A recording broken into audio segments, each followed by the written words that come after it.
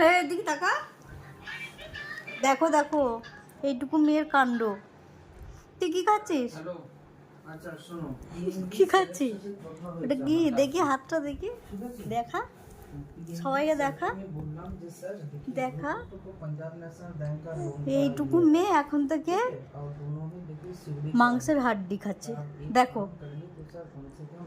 বন্ধুরা সবাই দেখো মেয়েটার কাণ্ড কি। বিছানাটাকে কি করছিস? এই বিছানাটা সগড়ি হয়ে যাচ্ছে। ওটা কি হচ্ছে? ওটা কি হচ্ছে?